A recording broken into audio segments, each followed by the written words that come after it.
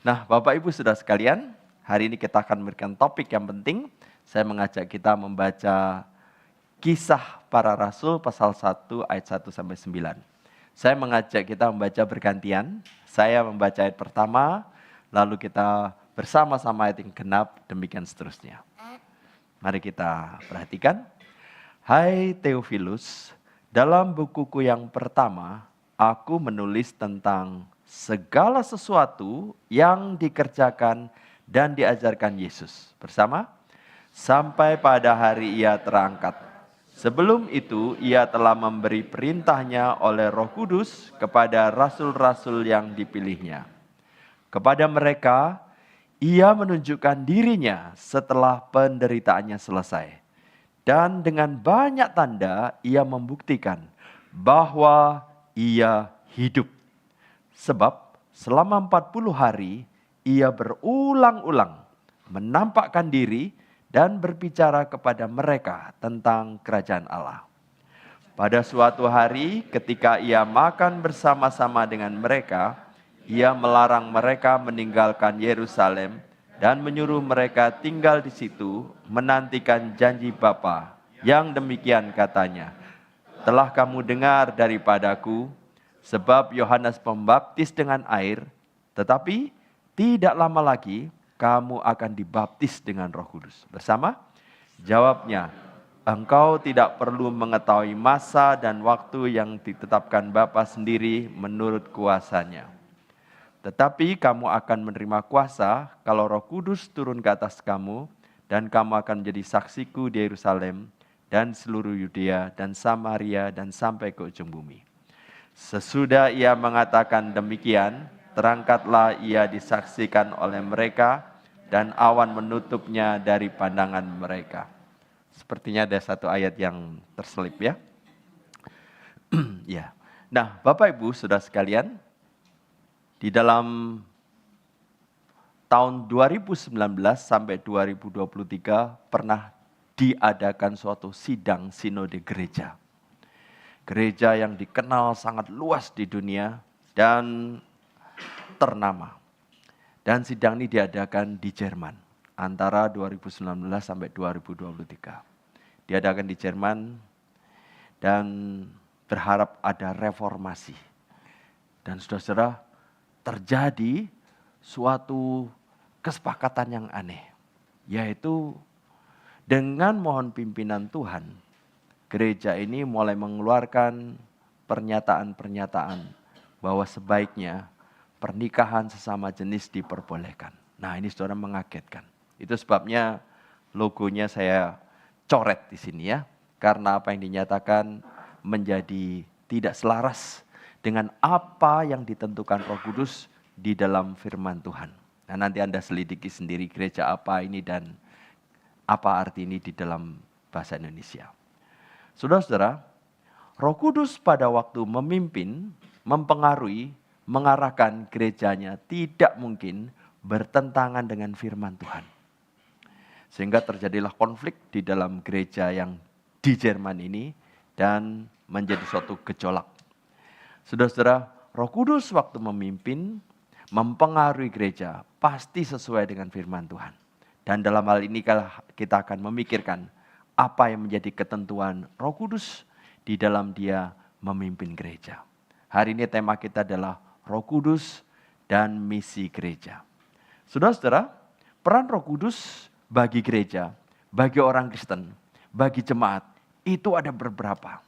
Tetapi hari ini pada waktu hari Pentakosta kita akan mengingat beberapa peran Roh Kudus yang begitu penting sehingga ini akan mengarahkan bagaimana gereja reformasi Indonesia di masa mendatang. Kita memerlukan pertolongan Roh Kudus, kita memerlukan panduan Roh Kudus, kita memerlukan pimpinan Roh Kudus. Nah, saudara-saudara, dua konsep tentang Roh Kudus berkaitan misi gereja kita akan pelajari satu persatu. Yang pertama adalah Roh Kudus memulai gereja. Saudara-saudara, tadi disebutkan di dalam Kisah Rasul pasal 1 ayat 8, Tuhan Yesus telah memberikan perintah kepada para rasul.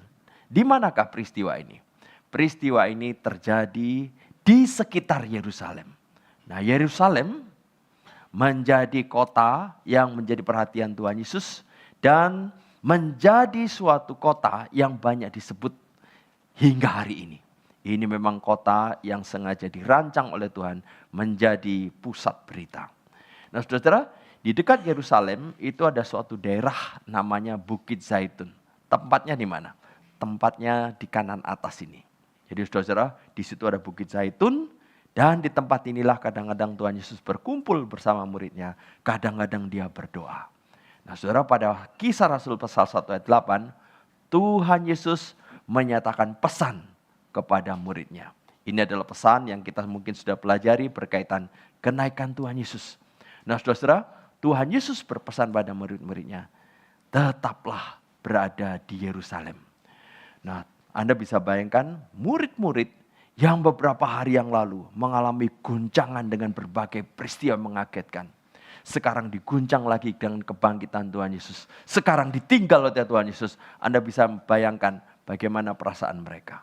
Nah, saudara, ketika mereka memandang Tuhan Yesus dengan perasaan kehilangan, ternyata malaikat kemudian menampakkan diri dan mereka menyadari. Malaikat memberitahu mereka bahwa Tuhan Yesus ini akan kembali lagi. Nah, saudara, tadi tema kita adalah Roh Kudus dan misi gereja. Mari kita pikirkan, apakah makna gereja? Saudara, di dalam kita memahami makna gereja, ada dua pengertian penting tentang gereja, yaitu gereja universal dan gereja lokal. Gereja universal adalah umat Allah di segala tempat. Di segala tempat ini mana? Di berbagai negara di dunia, di bumi, dan di surga. Di segala tempat, di segala zaman yang telah dipilihnya dari kekal untuk menjadi miliknya. Ini arti gereja universal. Dan inilah gereja yang didirikan Tuhan Yesus. Dan inilah gereja yang akan kokoh selama-lamanya. Dan kita tidak bisa mengotak-atik.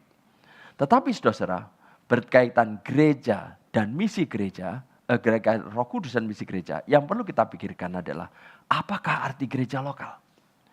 Tanpa mengerti dengan tepat arti gereja lokal, kita akan melakukan berbagai aktivitas yang kita merasa penting, tetapi inti dari makna gereja lokal justru kita abaikan. Nah, di berbagai buku yang menjadi buku textbook di seminari di dunia, ada dua pengertian gereja lokal. Yang kalau kita cermati sepertinya tepat, tetapi kurang. Gereja lokal adalah suatu organisasi eksternal dalam suatu fungsi ibadah yang memampukan orang percaya untuk makin mengenal satu dari yang lain. Jikalau ini diajarkan, kemudian dicamkan oleh jemaat, mereka akan berpikir, asalkan saya bergabung dengan organisasi eksternal, asalkan saya beribadah, asalkan saya kenal satu sama lain, tugasku, misiku komplit. Jadi saudara, misinya di mana ya? Sepertinya definisinya bagus. Nanti kita lihat kekurangannya di mana. Ada definisi yang kedua tentang gereja lokal yang sepertinya bagus, tapi juga kurang tepat. Terdapat di dalam buku teks yang dipakai di berbagai seminari internasional. Gereja lokal adalah kelompok orang-orang yang datang setiap minggu untuk beribadah dan mengakui iman kepada Kristus. Kalau saya beriman kepada Kristus, kalau saya beribadah setiap minggu, dan saya menjadi bagian kelompok, maka saya bergereja dan saya adalah gereja lokal. Nah, jikalau pengertian ini ada, tercamkan, justru pengertian ini membuat gereja macet. Kalau begitu kurangnya di mana? Nah, saudara, di dalam pengertian reform, maka yang penting sebagai tanda gereja adalah gereja bersifat apostolik. Nah, apostolik itu apa? Apostolik itu adalah rasuli. Lupa, apakah ini bukan pengertian yang baru? Tidak. Di konsili Nicea pernah disebutkan, we believe in apostolic church. Nah, saudara, gereja yang rasul itu bagaimana? Gereja yang rasul itu ada dua aspek. Pertama, gereja mewarisi pengajaran para rasul. Para rasul setuju pada perjanjian lama dan para rasul menulis dengan pimpin Roh Kudus seluruh kitab perjanjian baru. Berarti berdasarkan Alkitab, jikalau kita berjemaat dan diajar berdasarkan ajaran semacam ini, kita sudah memenuhi aspek rasuli yang pertama. Dan Roh Kudus juga bekerja di sana. Ada aspek yang kedua disebut gereja rasuli, yaitu Gereja mewarisi pelayanan para rasul, yaitu melanjutkan misi para rasul hingga ke ujung dunia. Nah saudara, jikalau kita tidak mengerti aspek rasuli ini, maka definisi-definisi tadi kita pikir sudah lengkap. Tapi definisi tadi kekurangannya adalah aspek apostoliknya. Aspek rasulinya yang kurang. Izinkan saya bercerita, kisah ini pernah saya sampaikan tapi saya ulang lagi. Bayangkan Tuhan mencipta dunia dengan segala isinya. Dan waktu Tuhan mencipta, seperti halnya dalam kitab Kejadian, pada mulanya Allah. Di situ disebut Elohim, itu adalah tunggal yang jamak. Di situ ada Bapa, Anak, dan Roh Kudus. Jadi jangan bayangkan Roh Kudus bekerja setelah Tuhan Yesus naik ke surga. Roh Kudus bekerja sejak penciptaan. Dia ada dari awal dan terus bekerja dalam perjanjian lama hingga perjanjian baru. Roh Kudus bersama-sama mencipta dunia ini. Dan memberikan tugas kepada Adam untuk mengelola dunia, alam semesta yang indah dan megah ini. Tentu saja Adam tidak mungkin bekerja seorang diri. Maka diperintahkan untuk beranak, cucu, berkembang biak, mengelola seluruh dunia dan segala isinya. Inilah yang disebut mandat budaya. Inilah mandat yang diberikan oleh Allah Tritunggal termasuk Roh Kudus dalamnya. Dan Roh Kudus juga berperan di sana. Sayang sekali Adam gagal. Andai kata Adam berhasil, terus taat, maka yang terjadi adalah anak keturunannya akan Taman Eden. Kita mengingat segala keindahan sebagai karya Tuhan. Kita termuji Tuhan. Kita memuja Tuhan, menyembah Tuhan dengan tanpa masalah. Sekali lagi ini adalah mandat budaya. Ketika Adam gagal, apakah Allah kemudian kaget? Tidak. Allah sudah mempersiapkan rencana yang lain jikalau Adam gagal.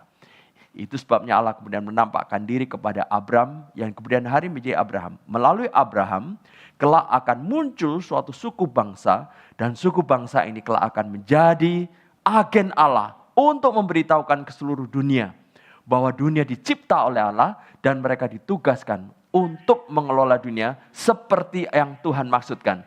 Ini yang disebut mandat budaya.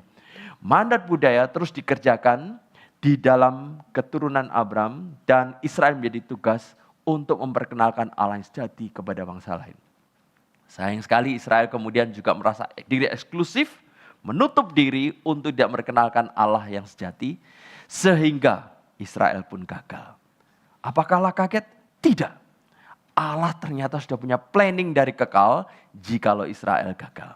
Inilah yang menjadi perhatian kita. Allah membentuk kelompok orang yang terletak di sebelah kanan. Dan kelompok orang di sebelah kanan ini akan dipakai Roh Kudus menjalankan misi kerajaan Allah, misi Tuhan.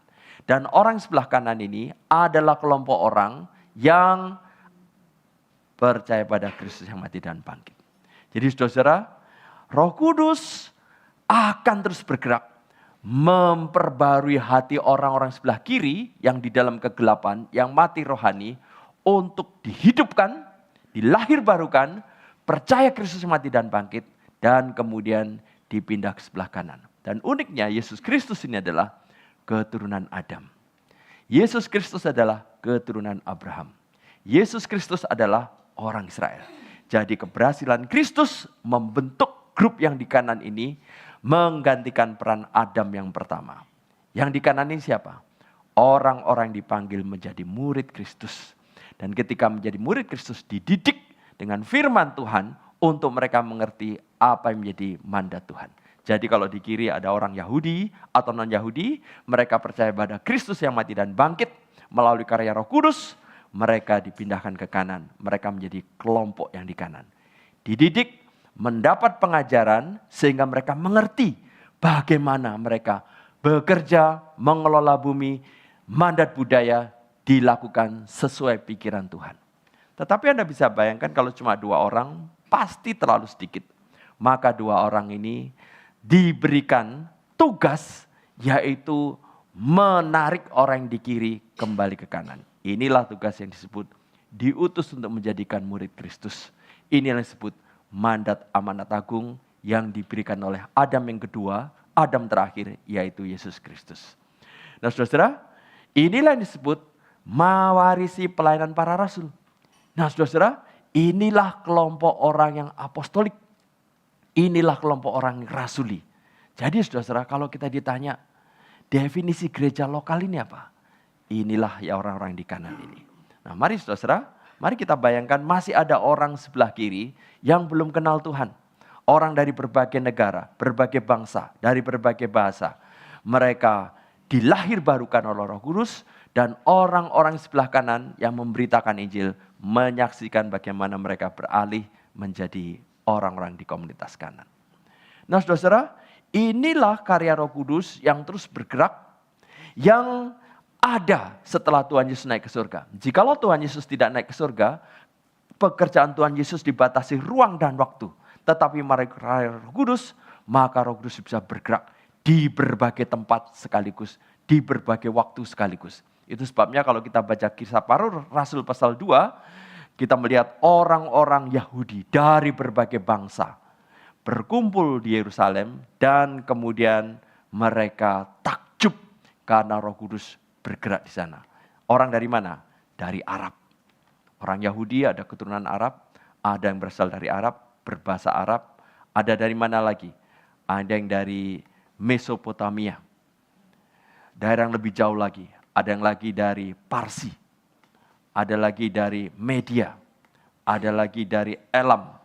Daerah-daerah yang jauh, suku bangsa yang berbeda.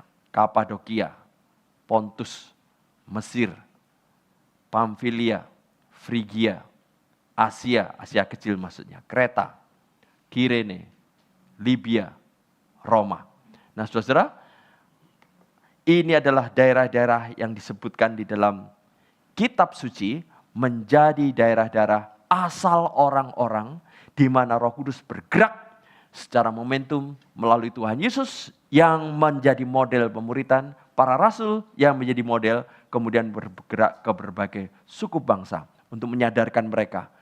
Gereja bukan hanya orang Yahudi, tetapi berbagai suku bangsa. Nah sekarang saudara-saudara, waktu kita memikirkan tentang makna gereja lokal, bagaimana?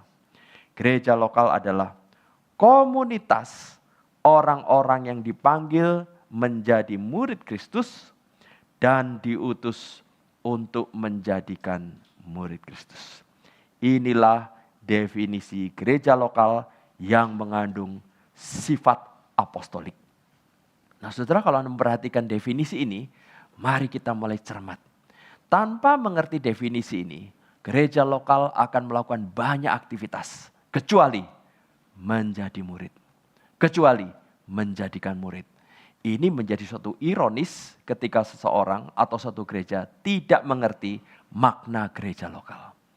Nah saudara, tanpa mengerti makna gereja lokal, gereja itu akan begitu banyak aktivitas, begitu giat, tetapi miss the target. Inilah yang terjadi pada waktu saya bergereja di Kota Malang. Saya bergereja di Kota Malang dan dari kecil, dari SD, dari SMP, dari SMA, sampai perguruan tinggi, sampai lulus perguruan tinggi, sampai meninggalkan Kota Malang. Tidak pernah mendapat pembinaan sebagai seorang murid, tidak pernah dilatih bagaimana menjadikan murid. Lalu Anda bisa bayangkan apa yang terjadi di Kota Malang gereja. Macet. Macet. Teman-teman yang sebaya dengan saya, mereka akhirnya punya pacar, mereka akhirnya tunangan, menikah, punya anak, punya cucu, dan tetap tidak bisa memberitakan Injil, tetap tidak bisa membina orang lain, tetap tidak bisa melakukan pemuritan. Macet. Lalu yang buat saya prihatin, ketika saya melatih di berbagai gereja, dari Sumatera hingga Papua, saya mengamati, begitu banyak gereja yang mengalami semacam ini. Ini keprihatinan yang menyedihkan. Satu kutipan dari David Post, saya bacakan. Bagi Matius, para murid yang pertama itu adalah model bagi gereja. Para pengikut Kristus yang hidup di bumi harus menjadikan orang lain apa yang telah terjadi pada diri mereka, murid-murid. Karena itu bagi Matius tidak ada keterputusan antara sejarah Yesus dan era gereja. Saudara kalau perhatikan, Yesus pada waktu hidup 3,5 tahun melayani, dia dipimpin Roh Kudus. Dan dengan pimpinan Roh Kudus, dia memuridkan 12 murid ini. Para murid di hari itu Pentakosta, dengan pertolongan Roh Kudus, kemudian juga memimpin orang-orang untuk kemudian mereka bisa berlipat ganda. Inilah peran Roh Kudus di dalam misi gereja untuk mengerjakan misi Allah. Menjangkau lebih banyak orang dari berbagai tempat, berbagai bangsa, berbagai bahasa. Untuk mereka kelak bisa mengerjakan berbagai pekerjaan mereka. Dan juga mengerjakan misi Tuhan, amanat agung, kapanpun mereka hidup. Nah saudara-saudara mungkin kita bertanya, Pak, kalau nggak diajar mandat budaya orang lain juga bekerja kok Pak. Orang non-Kristen juga bekerja. Nah ini bedanya. Orang non-Kristen bekerja, tetapi bekerja tanpa menyadari itu mandat budaya. Bekerja dianggap suatu beban, dianggap yang terpisah dengan kehidupan rohani. Orang Kristen berbeda. Orang Kristen kadangkala juga sebagian juga tidak mengerti mandat budaya. Bekerja seperti orang non-Kristen. Bekerja adalah tugas yang merepotkan, tugas yang menjengkelkan. Memang setelah jatuh dalam dosa, orang Kristen mengalami demikian. Tetapi kita perhatikan di Kejadian pasal 2 disebutkan. Waktu Tuhan menyebut kelolalah bumi, kelolalah taman. Tuhan memakai kata dasar avoda. Artinya bekerja itu ibadah. Orang non-Kristen tidak memiliki konsep ini. Orang Kristen, jikalau mereka mengerti mandat budaya, sambil bekerja, saya sedang melayani Tuhan, saya mengambil bagian di dalam tugas yang Tuhan percayakan pada saya. Inilah ibadah saya. Saudara kalau mengerti bekerja bagian dari ibadah, Anda akan bekerja dengan cara berbeda. Karena beribadah, Anda mengerjakan dengan kesadaran akan perlunya kehadiran Tuhan, perlunya pertolongan Tuhan, perlunya Roh Kudus memimpin Anda bekerja dengan benar dengan tepat, dengan tulus, dengan jujur dan sebagainya. Dan Anda bekerja dengan suatu spirit yang baru. Memang bekerja tidak lebih mudah karena sudah jatuh dalam dosa. Tetapi dengan spirit semacam ini kita memiliki semangat yang berbeda. Ini yang pertama, Roh Kudus memulai gereja. Yang kedua, Roh Kudus memimpin gereja. Ada satu ayat yang akan saya bacakan. Aku akan minta kepada Bapa dan ia akan memberikan kepadamu seorang penolong yang lain supaya ia menyertai kamu selama-lamanya. Di sini ada kata yang lain. Nah saudara, kata lain di dalam bahasa Yunani itu ada dua macam dan bisa diterjemahkan dua macam juga. Lain yang beda, lalu lain yang sama. Pak, kalau lain tentu saja beda. Bagaimana lain yang sama? Lain yang beda itu begini saudara. Mimbar ini dengan kursi Anda itu lain yang beda. Tapi kursi Anda sebelah kiri, sebelah kanan Anda itu lain yang sama. Ukurannya sama, bahannya sama, warnanya sama. Tapi bukan kursi Anda duduki. Nah itu lain yang sama. Tuhan Yesus memakai penolong yang lain yang sama. Seperti halnya Kristus adalah Allah, penolong yang lain itu adalah Allah juga. Seperti halnya Kristus Maha Kuasa, penolong yang lain itu Maha Kuasa. Sepertinya Kristus begitu suci, penolong lain itu juga suci. Nah saudara, inilah yang dimaksud oleh Tuhan Yesus, penolong yang lain. Siapa itu? Dia adalah Roh Kudus. Jadi Roh Kudus diutus dan murid-muridnya sekarang paham siapa Roh Kudus. Roh Kudus adalah pribadi, seperti halnya Kristus pribadi, sama maha kuasanya, sama ilahinya, sama sucinya, sama bijaksananya. Sehingga ketika Tuhan Yesus pergi, mereka sekarang belajar untuk mengenal pribadi yang menyertai mereka. Sudah bisa bayangkan perintah Tuhan Yesus apa? Ke Yerusalem. Aduh saudara. Nomor 1 itu tempat apa itu? Tempat mereka mengikuti perjamuan terakhir. Dan mereka tidak kenal New York, tidak kenal London, tidak kenal Singapura. Tapi mereka tahu satu hal. Satu kota yang kami akan hindari, kami akan jauhi adalah Yerusalem. Karena di kota itu berbagai peristiwa yang membuat trauma. Kalau mereka suruh ke Yerusalem, mereka pasti ingat tempat mereka berjamuan akhir. Di malam itu mereka tidak mengira setelah perjamuan akhir akan terjadi badai mengerikan di mana mereka kemudian tercerai-berai. Tuhan Yesus dikhianati Yudas. Kalau Anda perhatikan di bagian kedua, di situ mereka pasti ingat hanya berapa ratus meter dari tempat mereka berada di Bukit Zaitun. Tempat itu mereka pernah berada di sana suatu malam Dan bukannya menolong Tuhan Yesus, mereka lari tercerai-berai, terbirit-birit. Tempat itu perlu dihindari, Yerusalem. Dan mereka sekarang harus berada di Yerusalem. Tapi Tuhan Yesus katakan, kamu akan menerima kuasa kalau Roh Kudus turun atas kamu. Tempat yang berikutnya apa? Ini adalah Golgota. Di mana mereka tidak berani menemani Tuhan Yesus. Hanya Yohanes. Jadi Yerusalem memberikan perasaan trauma karena mereka pernah melakukan hal yang buruk di sana. Mereka tidak pernah selalu bersama Tuhan Yesus dan tidak setia. Tapi mereka ingat Tuhan Yesus berkata, kamu akan menerima kuasa kalau Roh Kudus turun atas kamu. Tempat ini apa ini? Ini tempat Tuhan Yesus digelandang menuju ke tempat Pilatus dan kemudian ditunjukkan kepada orang-orang. Oke, supaya orang-orang senang, supaya orang-orang membebaskan, dicambuk saja. Sayangnya dicambuknya tanpa kontrol, kebablasan sampai luka parah. Setelah luka parah tunjukkan, maksudnya, sudahlah kasihani, jangan disalib. Mereka bilang, salibkan. Jadi ini orang yang sangat baik, tapi mengalami sanksi dua. Disalibkan, sebelumnya dicambuk secara mengerikan. Dan tidak ada murid di sana. Saudara, ini kota yang mengerikan buat mereka. Dan hari itu kalau mereka harus ke Yerusalem, ribuan orang sedang berkumpul. Dan isu sedang sebarluaskan. Para murid Tuhan Yesus mencuri mayat Tuhan Yesus. Ini kota harus mereka hindari. Tapi Tuhan Yesus, kamu harus berada di Yerusalem. Apa yang buat mereka berharap? Roh Kudus akan memberimu kuasa. Nah saudara-saudara, dengan pengertian-pengertian yang diberikan oleh Tuhan Yesus, firman Tuhan yang karena Tuhan Roh Kudus, itulah yang memberikan mereka kesadaran, baik kami akan berada di Yerusalem. Ini adalah pengertian yang suprarasional, supranatural. Mari dengan pengertian yang sama, kita bergantung apa yang dikatakan Roh Kudus. Apa pimpinan Roh Kudus, sehingga kita bergerak sebagaimana seharusnya gereja yang dimaksudkan oleh Tuhan. Lalu Roh Kudus memimpin para rasul untuk bergerak seperti contoh di mana Tuhan Yesus memuridkan.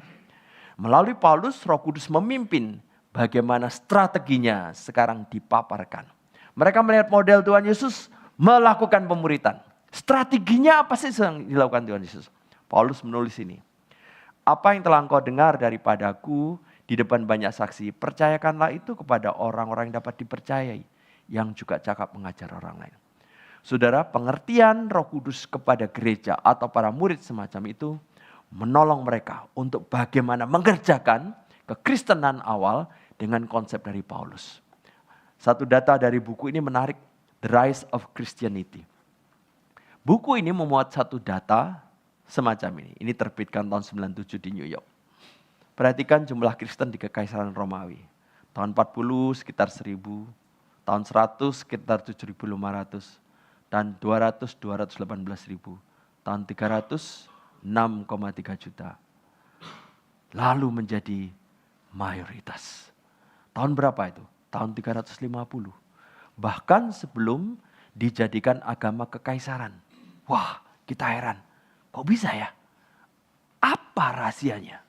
Mereka mengikuti apa yang disarankan oleh Paulus.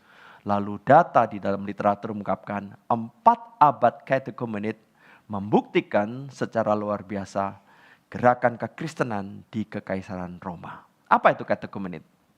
Kelas pembinaan atau pelatihan pemuritan bagi orang Kristen pada beberapa abad pertama permulaan gereja. Perhatikan, kelas pembinaan atau pelatihan pemuritan bagi orang Kristen pada beberapa abad pertama permulaan gereja. Atau istilah katekomenit kalau pada masa sekarang, kita bisa ganti kelas pemuritan kelompok kecil. Inilah yang dilakukan gereja mula-mula. Nah saudara, kalau dibicarakan kenapa kemudian mengalami kebuntuan, salah satu sebabnya menjadi agama kekaisaran. Tapi ini kisah yang panjang. Tetapi mari kita perhatikan 2 Timotius 2 tadi. Ayat ini kalau kita parafrase dan menjadi pemahaman kita sebagai murid Kristus yang pertama, akan semacam ini. Apa yang telah aku dengar dari guruku, pembinaku, pelatihku, di depan banyak saksi, ku percayakan itu kepada orang-orang lainnya yang dapat dipercayai, yang juga cakap mengajar orang lain. Inilah yang dimengerti oleh Paulus, ini yang kemudian dimengerti oleh para rasul. Saudara, saya parafrase lagi. Seseorang telah memberitakan Injil kepadaku. Tidak boleh macet di dalam diri kita.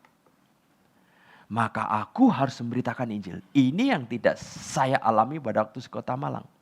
Dan bukan hanya memberitakan Injil, tentu saja waktu memberitakan Injil kepada orang lain.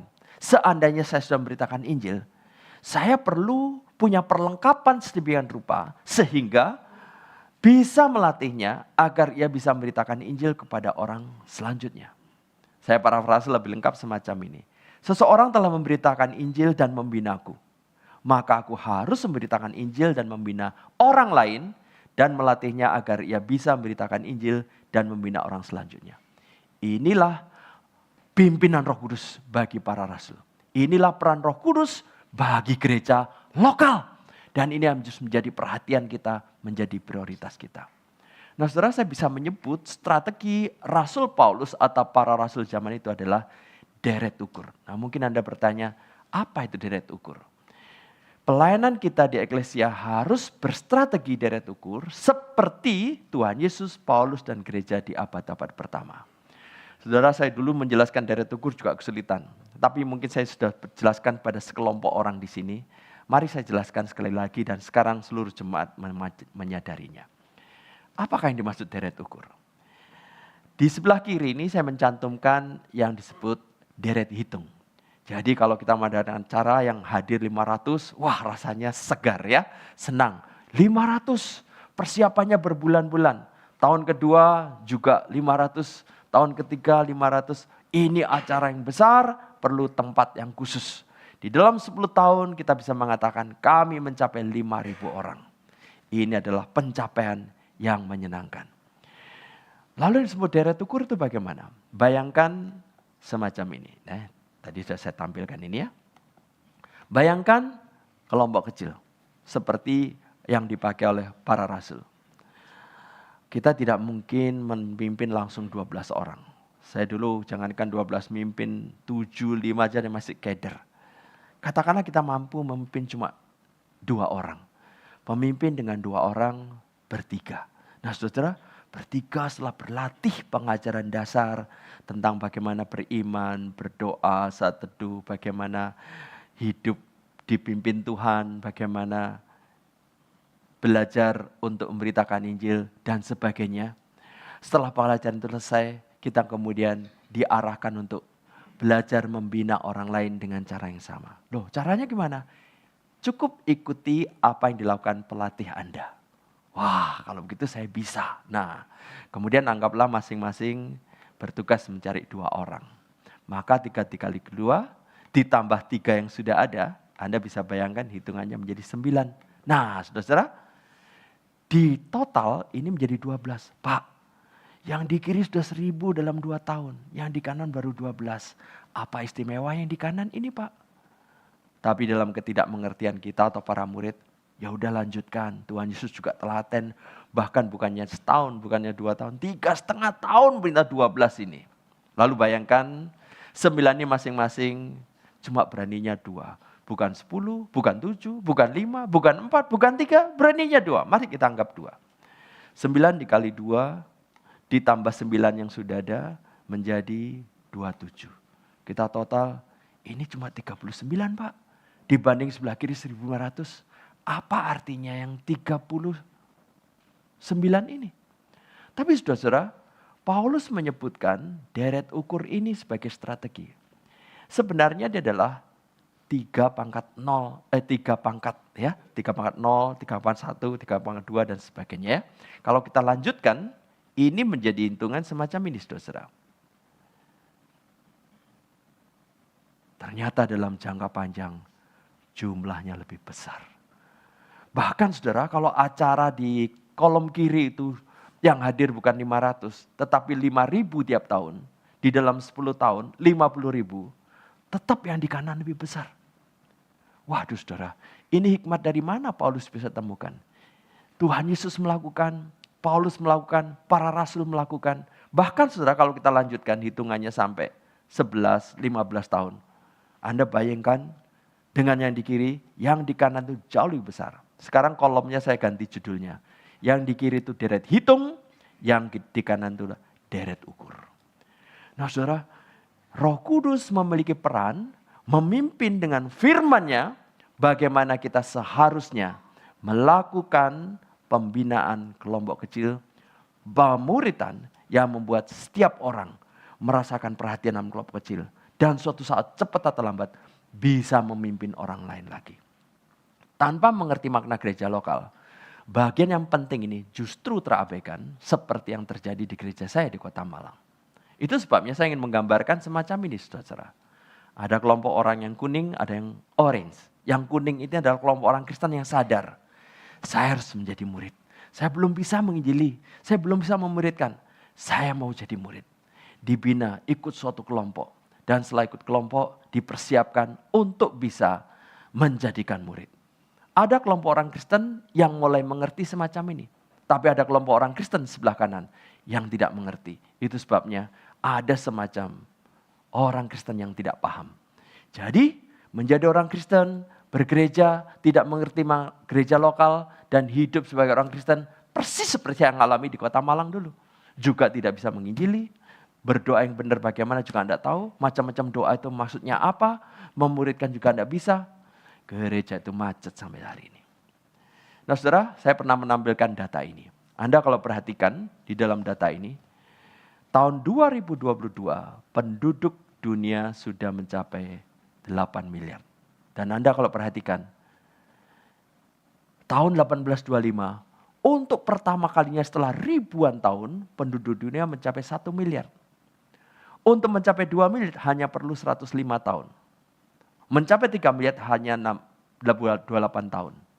Dan hitungannya makin pendek. Artinya pertambahan penduduk dunia secara deret ukur. Jikalau kita tidak melakukan pelayanan seperti Tuhan Yesus secara deret ukur. Seperti Paulus secara deret ukur. Kita belum mengikuti pimpinan Roh Kudus di dalam pelayanan kita yang seharusnya. Di Korea Selatan beberapa tahun yang lalu baru ada kongres penginjilan sedunia yang disebut Lausan. Nah, saya mendapatkan datanya semacam ini. Jika Anda ditanya rata-rata orang Kristen dalam areamu, berapa banyak yang dapat memberitahumu tentang amanat agung? Untuk Asia ini jawabannya, saudara. Jauh lebih kecil dari 50%. Jadi Anda bisa bayangkan, di Asia banyak gereja yang macet. Mereka tidak mengerti gereja lokal. Makna gereja lokal. Mereka tidak mengerti Roh Kudus sudah memaparkan di firman-Nya. Tergantung apakah gereja itu akan taat firman Tuhan atau tetap dengan berbagai aktivitas yang tetap terbukti macet. Ini adalah keprihatinan kita. Ya. Nah, ada juga pertanyaan semacam ini. Berapa persen dari anggota gereja lokal akan berkata, mereka merasa disiapkan untuk berbagi Injil kepada orang lain. Untuk Asia ini adalah jawabannya. Anda melihat di sana 46%. Belum mencapai setengahnya. Nah saudara, ini adalah keprihatinan kita. Begitu banyak misi Tuhan, misi kerajaan halus kita kerjakan. Tapi kita tidak dilatih penginjilan. Penginjilan pribadi tidak dilatih, penginjilan kelompok tidak dilatih, penginjilan massal tidak dilatih. Akhirnya kita mengalami kemacetan. Padahal begitu banyak orang-orang masih di dalam kegelapan. Di sini saya mendapatkan data juga. Negara-negara dengan kelompok suku atau grup yang paling banyak tidak tercapai. Dan di sana Anda melihat ada India, Pakistan, Cina, Bangladesh, Nepal, dan termasuk di sana adalah Indonesia. Indonesia ada 240. Sudah, kita bisa mengabaikan fakta ini atau kita, Tuhan, Roh Kudus sudah bicara di hari Pentakosta ini. Tolonglah saya belum bisa penginjilan. Tolong saya supaya saya bisa mengikuti kelas pelatihan penginjilan, kelas pembinaan pemuritan, sehingga saya bisa dipakai Tuhan untuk melipat gandakan diri. Sekali lagi, kita termasuk yang kuning atau orange. Ada suatu kutipan yang menarik dari suatu buku.